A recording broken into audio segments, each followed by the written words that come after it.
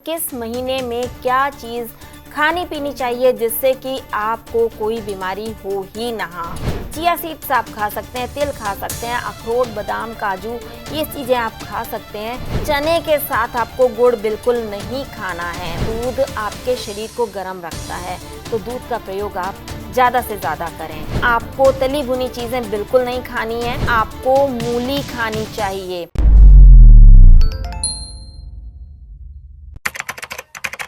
नमस्कार, D5 channel Hindi देख रहे दर्शकों का मैं वंदना स्वागत करती हूँ। आज एक बार फिर हम आपके सामने लेकर आए हैं प्रोग्राम टेक केयर, जिसमें हम दर्शकों का ही सवाल लेते हैं। और हमारा आज का सवाल है कि किस महीने में क्या चीज़ खानी पीनी चाहिए जिससे कि आपको कोई बीमारी हो ही ना। तो आज हम इसी विषय पे बात करेंगे। वैसे जो हमारे पुराने बुजुर्ग होते थे वो सभी कहते थे कि आप इस महीने में ये चीज़ खाइए, वो चीज़ खाइए, लेकिन हम ध्यान नहीं देते हैं। अब हम आधुनिकता की दौड़ में शामिल हो करके कौन सी चीज़ कब खा रहे हैं ये हमें पता ही नहीं होता है। खाने पीने के तो हम सभी बहुत शौकीन हैं, मगर काफ़ी बार हमको नुकसान उठाना पड़ता है। और नुकसान ये नहीं होता कि आपको डाइजेशन खराब हो रहा है, इसके अलावा भी बहुत सारी आपको बीमारियां हो जाती हैं। हमको ये नहीं पता होता है कि किस मौसम में क्या खाएं, कितना खाएं, जिससे कि बीमारियां हमें हो ही नहीं। हिंदू माह जो होता है वो मौसम के बदलाव को प्रदर्शित करता है, लेकिन अंग्रेजी माह नहीं। अक्सर आपने देखा होगा कि घरों के अंदर हम लोग डिमांड कर देते हैं कि हमें दही खाना है, लेकिन जो माताएं होती हैं, जो मम्मी होती हैं, वो हमेशा मना कर देती हैं कि नहीं, आपने रात के समय तो बिल्कुल नहीं खाना है, इस महीने में भी नहीं खाना है। हम लोग नहीं मानते हैं, जिद कर लेते हैं, डांट खाते हैं, और फिर अगर हम दही खाते हैं तो हम बीमार पड़ जाते हैं। इसलिए रात को दही नहीं खाना चाहिए, ये हमारे पूर्वज पहले से कहते आ रहे हैं। वहीं देखते हैं कि कई जो कि अज्ञान इंसान हैं, जिनको नहीं पता है कि क्या करना चाहिए, क्या नहीं करना चाहिए, उनको भी इतना तो पता ही होता है कि दूध के साथ नमक नहीं, शक्कर खाना चाहिए। और वैसे भी मौसम का बहुत ज़्यादा प्रभाव पड़ता है हमारे खाने पीने पे। अगर हम मौसम के अनुसार खाना खाते हैं या हिंदू महीनों के अनुसार हम खाना खाते हैं तो हमारा डाइजेशन ठीक रहता है, हमें किसी तरीके की कोई भी बीमारी नहीं होती है। चाहे छोटी बीमारी हो, चाहे बीमारी बड़ी हो, हमें कोई भी बीमारी नहीं होती है। तो हिंदू महीने जैसे अंग्रेजी के 12 महीने होते हैं, ऐसे ही हिंदुओं के भी 12 महीने होते हैं, और ये शुरू होते हैं चैत्र माह से। सबसे पहला महीना होता है चैत माह का, लेकिन अंग्रेजी में इसका नाम अलग होता है। अंग्रेजी महीनों के मार्च अप्रैल के महीने के बीच में ये आता है। हिंदू कैलेंडर का ये सबसे पहला महीना होता है। इस माह से चैत्र नवरात्रि प्रारंभ होती है। चैत माह में गुड़ खाना बिल्कुल मना होता है। चैत माह में आप चना खा सकते हैं, लेकिन चने के साथ आपको गुड़ बिल्कुल नहीं खाना है। गुड़ वैसे भी ना खाएं, खाना खाने के बाद भी अगर थोड़ा सा छोटा सा खाते हैं तो ठीक है, लेकिन इससे ज़्यादा नहीं खाना है आपको। वैसे ना ही खाएं तो बेहतर रहेगा। दूसरा महीना आता है हिंदू कैलेंडर के अनुसार बैसाख का। यह अंग्रेजी माह के अनुसार अप्रैल और मई के बीच में आता है। बैसाख माह में नया तेल लगाना मना होता है। इस माह में तेल और तली भुनी चीज़ों को खाने से परहेज करना चाहिए। इसमें आप बेल खा सकते हैं। बेल का जो फल होता है उसे आप इजीली खा सकते हैं, लेकिन आपको तली भुनी चीज़ें बिल्कुल नहीं खानी है। आप तली भुनी चीज़ों से जितना परहेज करेंगे उतना आपका पाचन बिल्कुल सही रहेगा।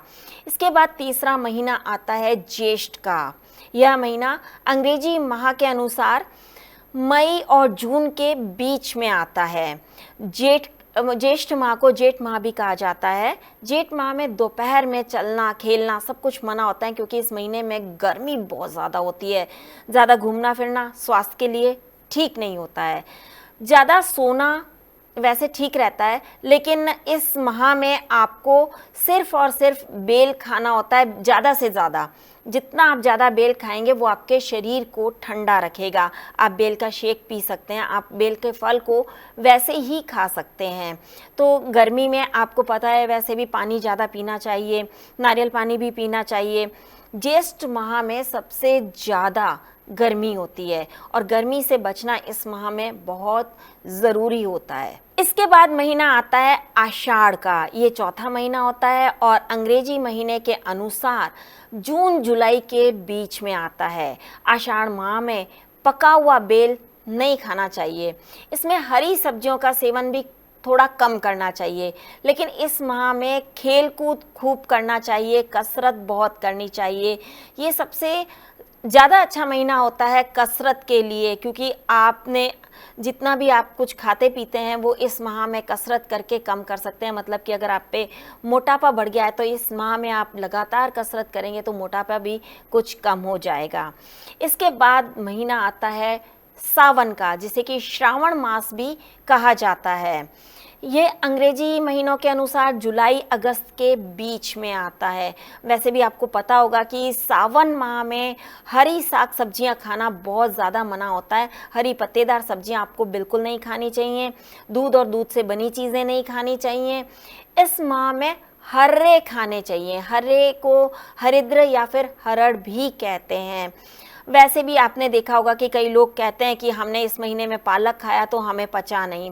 इस महीने में डाइजेशन की सबसे ज़्यादा ज़रूरत होती है कि आपका डाइजेशन सही रहे, इसलिए आपको सोच समझ करके इस महीने में खाना चाहिए। इस महीने में आपको डायरिया बहुत जल्दी हो जाता है, क्योंकि सब जगह बारिश होती है, तो बारिश में वैसे भी कीड़े मकोड़े मच्छर और भी कई सारे कीटाणु जीवाणु जो होते हैं वो पैदा हो जाते हैं। इस करके इस महीने में हर चीज़ों को ध्यान में रख करके फिर ही खाना पीना चाहिए। हरी पत्तेदार सब्जियां कम से कम खाएं तो बेहतर होगा। इसके बाद महीना आता है भाद्रपद का, जिसे कि हम आम भाषा में भादों का महीना कहते हैं। ये महीना अंग्रेजी माह के अनुसार अगस्त सितंबर के बीच में आता है। भादों माह में दही खाना बिल्कुल मना होता है। इन 2 महीनों में छाछ, दही और इनसे बनी चीज़ें बिल्कुल भी नहीं खानी चाहिए। भादों में तिल का उपयोग सबसे ज़्यादा करना चाहिए। जितना आप तिल खाएंगे उतना आपके लिए बेनिफिशियल होगा। ये आपको बहुत ज़्यादा फ़ायदा करेगा, साथ ही साथ आपको आपके डाइजेशन को इंक्रीज़ करेगा, आपकी इम्यूनिटी को स्ट्रॉन्ग करेगा। इसके बाद महीना आता है अश्विन का, जिसे कि हम हिंदी भाषा में क्वार का महीना भी कह सकते हैं। इसको हम अश्विन का महीना, क्वार का महीना एक ही होता है। अंग्रेजी माह के अनुसार इसे सितंबर अक्टूबर के बीच में माना जाता है। क्वार माह में करेला खाना नहीं चाहिए। इस माह में रोजाना गुड़ जरूर खाना चाहिए। गुड़ खाने से खाना इजीली डाइजेस्ट होता है, इसलिए आप नियम बना लें कि क्वार के महीने में आपको गुड़ जरूर खाना है। दोपहर में भोजन करते हैं उसके बाद गुड़ खाना है। रात को आप खाना खाते हैं तो उसके बाद भी आपको थोड़ा सा गुड़ खाना है। लेकिन डायबिटीज़ के रोगियों को मैं सलाह दूंगी कि आप गुड़ कम से कम खाएं तो बेहतर होगा, वरना डायबिटीज़ आपकी बढ़ सकती है। इसलिए थोड़ा कम मात्रा में खाएं। अगर आपका दिल करता है तो ही खाएं, थोड़ा बहुत ज़्यादा नहीं खाना है, और कभी कभार खाएं तो ज़्यादा बेहतर होगा। सप्ताह में एक बार खा लिया मगर कम मात्रा में, ये आपके लिए बेनिफिशियल होगा। इसके बाद आता है 8वां महीना कार्तिक का। ये महीना अंग्रेजी माह के अनुसार अक्टूबर नवंबर के बीच में आता है। कार्तिक माह में बैंगन, दही और जीरा बिल्कुल नहीं खाना चाहिए। इस माह में आपको मूली खानी चाहिए।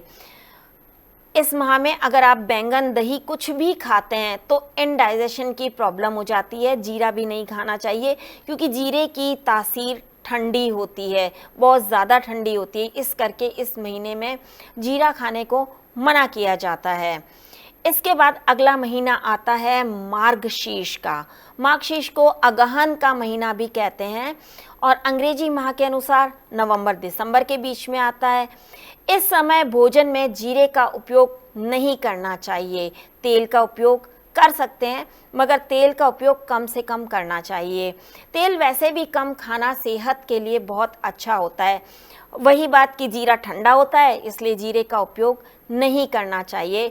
इस महीने में आप तिल का उपयोग कर सकते हैं, क्योंकि तिल आपके शरीर को गर्म रखता है, मगर ध्यान रहे कि कोई भी चीज़ बहुत ज़्यादा मात्रा में नहीं खानी है।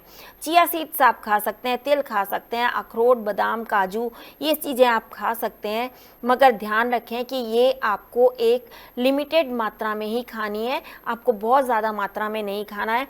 और अगर आप कोई भी चीज़ खाते हैं तो पहले उसको सोक करें, उसको भिगो के रखें रात को, और सुबह फिर उसको खाएं। बादाम भी अगर आप खाते हैं तो बादाम रात को पानी में भिगो करके रखें। अखरोट खाते हैं तो अखरोट भी आप पानी में भिगो करके रखें। इसके अलावा किशमिश या फिर जिसे कि हम मुनक्का कहते हैं, वो भी अगर आप खाते हैं तो उन्हें भी पानी में भिगो के रख के फिर ही खाना चाहिए। और आपको जिस पानी में आपने इसको भिगोया है ना, वो पानी आपको फेंकना बिल्कुल नहीं है, वो पानी आपको पीना है जिस पानी में आपने इसको भिगोया है। वो बहुत ज़्यादा फ़ायदेमंद होता है। जो आप ड्राई फ्रूट खा रहे हैं उससे कहीं ज़्यादा फ़ायदेमंद ये पानी होता है। और बेहतर है कि आप इसे एक कांच के बर्तन में भिगो करके रखें। कांच के बर्तन में जब आप भिगो के रखेंगे और उसके बाद में आप इसे पिएंगे तो आपको कुछ ही दिनों में पता चलेगा कि आपकी इम्यूनिटी कितनी स्ट्रांग हो गई है। इसके बाद अगला महीना आता है पौष का। पौष माह अंग्रेजी माह के अनुसार दिसंबर जनवरी के बीच में आता है। इसमें आप दूध पी सकते हैं, लेकिन इस महीने में आपको धनिया बिल्कुल नहीं खाना है। धनिया की प्रवृत्ति ठंडी मानी जाती है और सामान्यतः इस मौसम में बहुत ज़्यादा ठंड होती है, इस करके धनिया को खाना बिल्कुल मना किया जाता है। आपको सब्जियों में भी धनिया नहीं डालना है। अगर आप धनिया पाउडर का प्रयोग कर रहे हैं तो वो भी आपको धनिया उस सब्जी में भी नहीं डालना है। इसके अलावा आपको इसमें दूध ज़रूर पीना चाहिए, क्योंकि दूध आपके शरीर को गर्म रखता है, तो दूध का प्रयोग आप ज़्यादा से ज़्यादा करें। इसके बाद अगला महीना आता है माघ का। माघ महीना अंग्रेजी माह के अनुसार जनवरी फरवरी के बीच में आता है और इस समय मूली और धनिया दोनों ही चीज़ बिल्कुल मना होती है। मिश्री भी नहीं खानी चाहिए वैसे तो इस महीने में। इस महीने में अगर आप कुछ खा सकते हैं तो वो है घी और खिचड़ी, जो कि बहुत ही स्वाद लगती है। घी के साथ घी और खिचड़ी अगर आप साथ में खाते हैं तो बहुत स्वाद लगती है। तो इस महीने में आपको खिचड़ी खानी चाहिए ताकि आपका डाइजेशन बहुत अच्छा रह सके। अच्छे डाइजेशन के लिए ही आप सारा कुछ करते हैं, तभी आप स्वस्थ रहेंगे, तभी आप सब कुछ कर पाएंगे। अब आता है फाल्गुन का महीना। इस महीने में ये वैसे तो देखा जाए तो ये फरवरी मार्च के बीच में आता है और इस महीने में आपको सुबह जल्दी उठना चाहिए। इस टाइम मौसम इतना सुहाना होता है कि सुबह जल्दी उठने में आपको आनंद आएगा। उसके बाद आपको एक्सरसाइज करनी चाहिए। उसके बाद में अगर आपको कुछ हल्का फुल्का खाना है तो खा सकते हैं, लेकिन एक चीज़ का यहाँ पर ध्यान रखना है आपको कि इस माह में चने नहीं खाने चाहिए। यहाँ तक आप अभी तक जो तिल खाते आ रहे थे उनको आपको बंद कर देना है। इसके बाद आपको तिल नहीं खाने हैं, यहीं तक आप तिल खा सकते हैं। अगर तिल थोड़े बहुत एक आध चम्मच खाने हो तो आप खा सकते हैं, लेकिन इससे ज़्यादा आपको इसके बाद में नहीं खाने हैं। चना भी आपको नहीं खाना है। तो ये थी जानकारी कि 12 महीनों में आपने क्या चीज़ खानी है और क्या चीज़ बिल्कुल नहीं खानी है। जानकारी आपको कैसी लगी हमें कमेंट बॉक्स में ज़रूर लिखें। साथ ही अगर आपका भी कोई सवाल है तो हमें लिख करके भेजें, हम आपके सवालों का जवाब देने का पूरा प्रयास करेंगे। ऐसी और जानकारी के लिए देखते रहें D5 channel Hindi. Till then bye bye and take care.